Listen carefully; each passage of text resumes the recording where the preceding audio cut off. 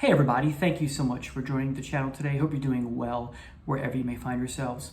Today is my 14th episode in my little mini-series called Back to Back, the Greatest Albums of All Time. Before we dive into today's artist, first one I believe for the series, I want to go over again, in case you're new to the channel or new to the series, the qualifications to make the greatest album pairs of all time. First of all, they have to be back-to-back in the discography. Two, they must complement one another in some fashion, more than one way, hopefully. If it's just one, then it has to be pretty big. Three, they have to be what I call companion albums, essentially the same thing as they complement one another for the most part. Next, the second one, chronologically speaking, must pick up where the previous one left off in some fashion. They could have been a double album. They're that close in tone, sound, feel, atmosphere, vibe, what have you. And they must both be seminal works. So today's artist is Ozzy Osbourne, and so we're talking about Blizzard of Oz, which is what the band was originally titled, and then the record company, as it happens all the time with Black Sabbath and Jethro Tull and so many other bands, the record company essentially forced the band to turn it into an Ozzy solo record. Sometimes it's the other way around. Someone wants to go solo, no, and that's the Black Sabbath example. Tony Iommi for the Seventh Star wanted that to be a solo album, said no, it has to be a Black Sabbath record. So sometimes it's the opposite. It's kind of interesting that that happens that way, right? Excuse me, and of course the follow-up is the glorious Diary of a Madman. So let's jump right in. So the first song on Blizzard of Oz is the somewhat neglected when it comes to being talked about is I Don't Know. You have a great opening riff, and the bass is top-notch from Bob Daisley. I call this a hard pop song because it's quite commercial in pieces, but I still like it. You have the soft part or the commercial part about halfway into the song. I love the line, you have to believe in foolish miracles. And you have a great guitar solo from Randy Rhoads. I've always loved Randy Rhoads' style more than Van Halen's. And I do like Van Halen, of course. And there's some interesting things out there.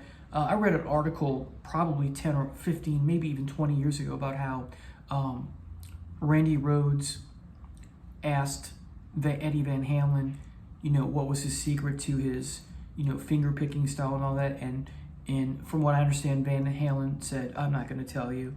And then other stories is that Van Halen taught him everything he knew. I don't think that's true. I'm more aligned to believe the first version of that story. But regardless of that, no disrespect to Eddie Van Halen, I'm a big fan of his style of playing, that finger tapping, and although he didn't invent that, of course, it's way before Steve Hackett, but that's another story, of course. But as much as I like Eddie Van Halen's technique and style and charm, whatever you want to call it, flair, there's something, for me personally, more attractive and resonant with Randy Rhoads' style. And if the story is true that Van Halen didn't take him under his wing, which I don't believe that he did, as I said, I'm grateful for that because I like Randy Rhoads' style the way it is. As I said, there's something magical about it. And it's a shame that his career was so short-lived because of his untimely death. So next is Crazy Train, of course overplayed in football arenas and commercials and that sort of thing. But overall, it's a great song, I think. Rhoads is just dynamite here. His solo here is one of my favorite. And the solo here segues into the cool, heavy drum part that we all know and love. It's just so fabulous. Next is Goodbye to Romance. This is a ballad. I like it. At first, I didn't like it when it first came out in high school. I remember seeing the album on vinyl as a teenager and going, wow, finally something from Ozzy since he left Black Sabbath or got kicked out, right? And this album is so much better, and especially the next one is so much better than what we get with Techno Ecstasy and Never Say Die. There's a few gems on those, like I love Junior's Eyes and Never Say Die, the title track, and a couple other songs, but Swinging the Chain perhaps. But overall, those two are pretty much duds in my humble opinion. So when this came out, we saw the album cover, with Ozzy with the cross in his hand and there's a cat, and he's in this dark, gloomy cell or monastery. It's just, what a great album cover. Anyway, so, and if you like Bob Daisley from Uriah Heep and Rainbow, and I forgot what I was going to say. Anyway, so just a great song, if you ask me. Again, I didn't like it when I first heard it in high school, but as I got older and older, I started to appreciate the song much more. I do not skip the song when I play this album. This is an album, of course, you can play straight through. I rarely skip a song on any of the songs here. Next, we get D, which unfortunately is too short, if you ask me. It's a nice classical intro, an interlude, if you want to call it that, from Rhodes. I love it. It's just so brief, as I said. I want more. I really want more of this. Anyway, the next is You Know What Solution, and a lot of people, well, Ozzy came under the fire, the band came under fire for the song because of that word. But if you read the lyrics, it's not about what you think it is. It's a metaphor, because when he uses the word solution, he's not saying this is how you solve a problem. He's using solution as a pun, because he's talking about wine is fine, right? The opening lyrics, and whiskey is better, or something like that, right? Solution as in combining ingredients to make a beverage, right? It's not about what you think. It's not about what some people think it is. So people got bent out of shape and that sort of thing.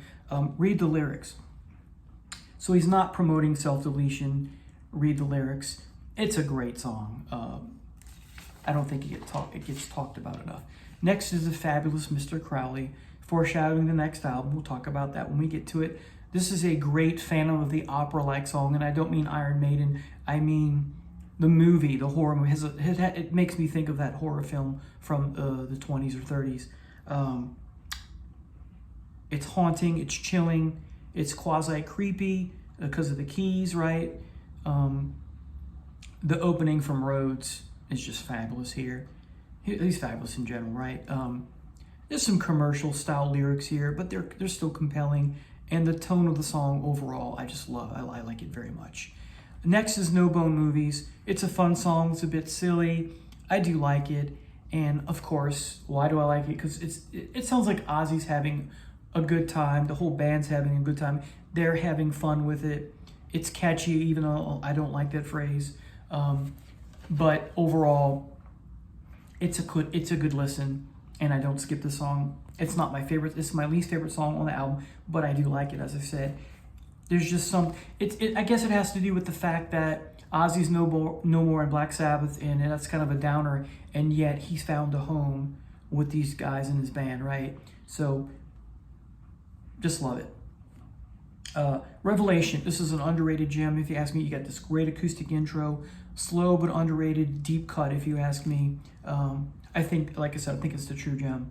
And you have these church bells at intervals, which is just magical. You have some doomy guitar work, brief though at times, from Rhodes. The piano is wonderful, and then you get the heavy guitar after that wonderful piano piece. And it's just from that transition from piano to heavy guitar, it's just a great transition. It's just amazing.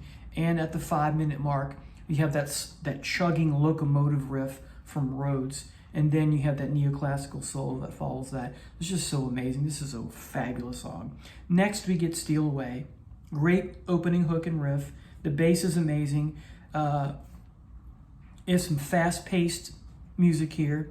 And the guitar, even though there's only one guitarist, things are overdubbed and whatnot in the studio. You have something about this song has a Judas Priest feel to it with respect to the guitar tone and how Rhodes is playing. And the chorus is just amazing.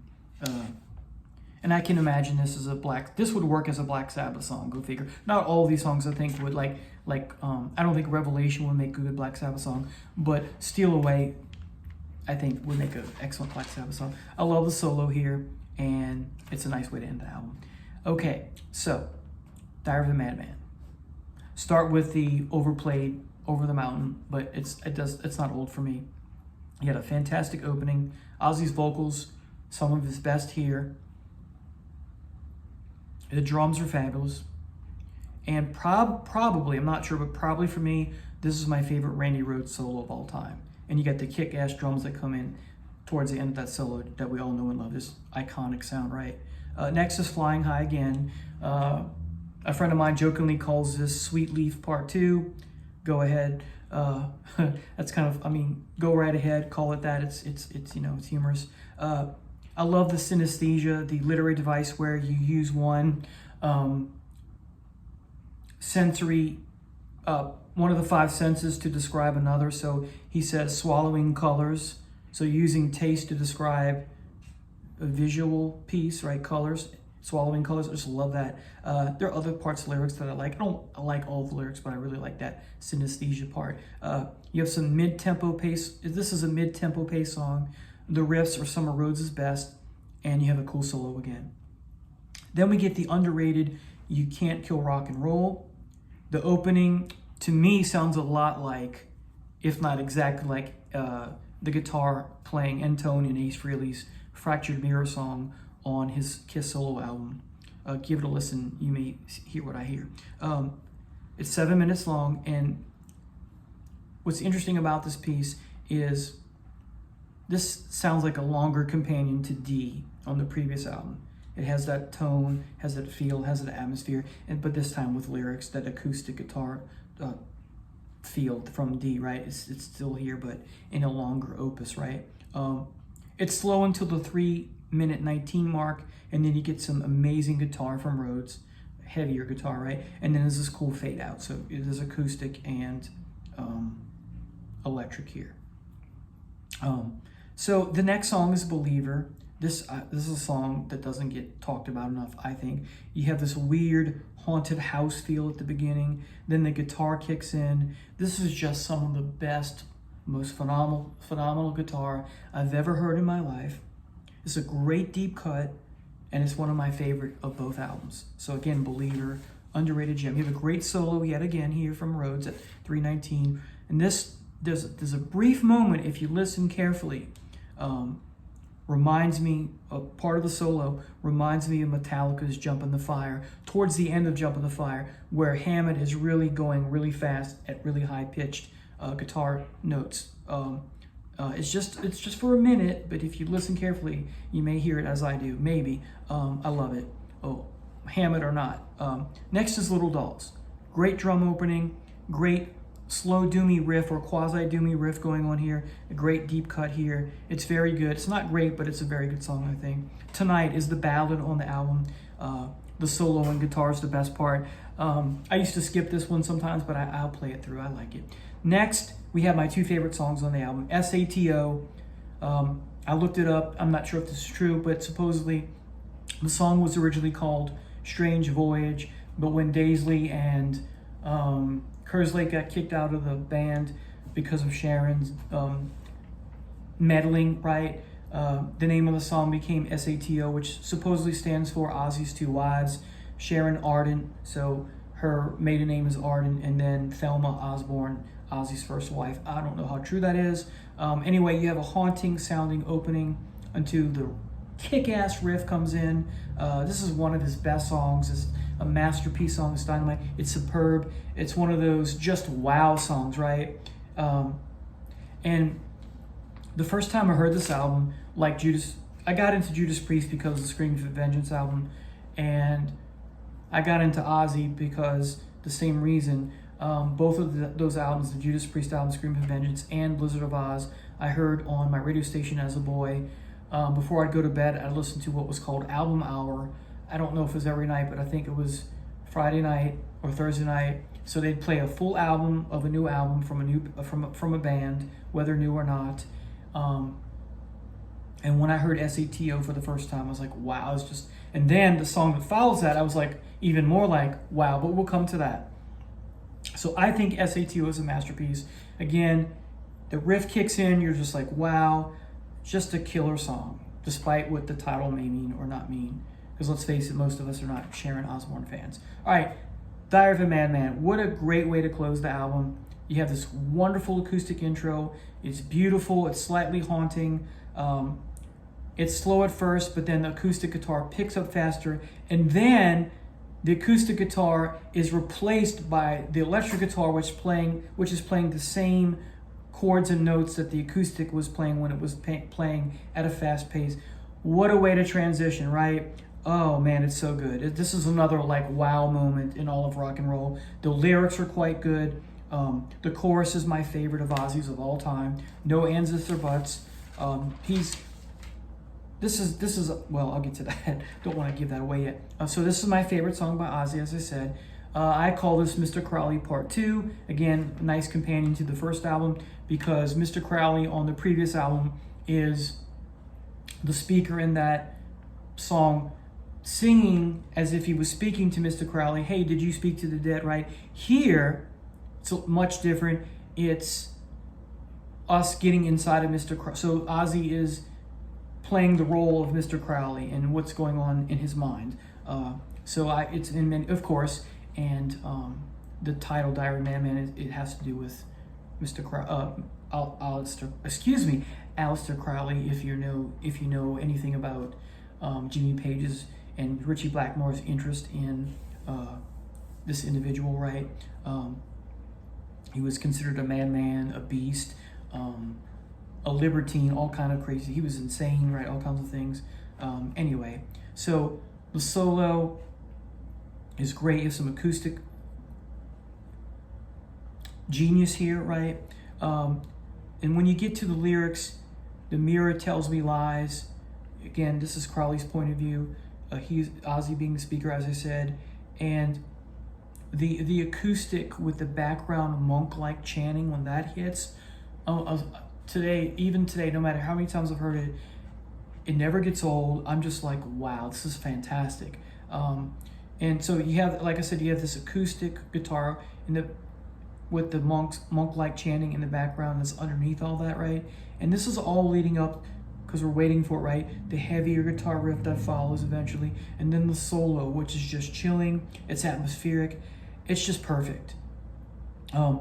Rhodes at one point in the solo does this little run, which I won't try to imitate, but it's just like, and it's brief, but it's, oh man, if we get a little more of that, it's just be even better. But there's nothing like there's nothing like this solo here, and there's nothing like that little run that he does towards the end of that solo in the song. It's just fabulous. And then you get then you get the lyrics, voices in the darkness, and then to make it even a moodier piece and even more fabulous, chills and all that, you get this Carl Orff, Carmina Burana like piece with the ha ha ha ha ha ha that's repeated. It's just great, right? It's like monks chanting. It's just fabulous. Something's up, something bad's happening, right? So chilling. And then you get this heavy riff that follows that, which is just exquisite. And then while all this is going on, the monks going ha ha ha ha ha with the guitar and all that, then you get towards the end, you get this additional voice that is clearly female, that's adding to the emotion, that's adding to the nightmare, or whatever's going on. It's unclear, right? It's just fabulous. This is a masterpiece of a song. You have a fabulous ending. So Blizzard of Oz, in my opinion, is very good. But Diary of a Madman is just an outright masterpiece, if you ask me. This is Ozzy's magnum opus, which is great, because we want our favorite artist, or the artists we know and love, to have a magnum opus. Some bands that we love and cherish don't. But the negative in this is that Ozzy peaked too early, if you ask me. I love this first album. I love the second album even more. And what follows, everything that follows, again, it's just my opinion, everything that follows pales in comparison to these two amazing albums. Hope you enjoyed this video. Take care. I'll see you soon. Bye now.